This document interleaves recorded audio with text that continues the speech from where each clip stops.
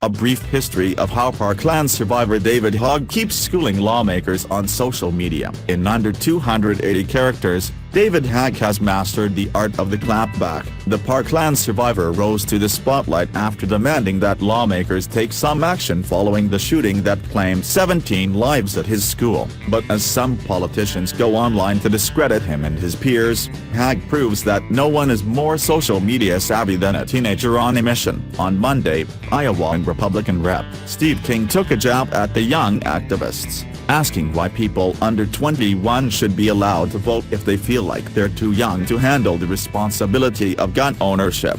Maybe because so many of us are gunned down before we even become 21. At Steve King, you prove exactly why so many Americans are done with politicians like you who only have the goal of dividing America to make us weaker. Hogg lobbed back. The exchange occurred after King's campaign posted a Facebook meme attacking student organizer Amy Gonzalez for sporting a Cuban flag at the March for Our Lives. Hogg quickly jumped to his friend's defense. "She's a beautiful woman of Cuban descent and we love her," he responded. "You would too if you ever got the chance to meet her. We need to love each other as Americans regardless of our descent, ethnicity or race."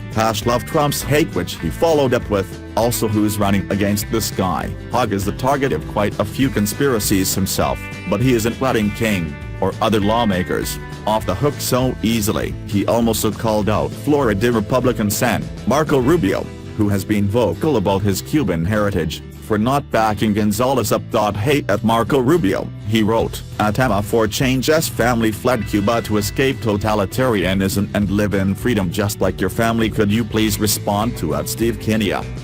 It's not the first time Stoneman Douglas students have put the pressure on Rubio. During a CNN town hall, they challenged the Florida legislator and NRA spokeswoman Dana Loesch on gun laws, and Hogg hasn't forgotten about Rubio's ties to the gun rights organization. So when the senator tweeted on March 25 that people with different political views can come together to achieve meaningful change, in reference to his phone call with the victim's mother, Hogg had something to say. To Rubio, by denouncing the NRA or resigning, he replied, "I'll gladly pay the $1.05 for you to do so. Denounce them and join the revolution.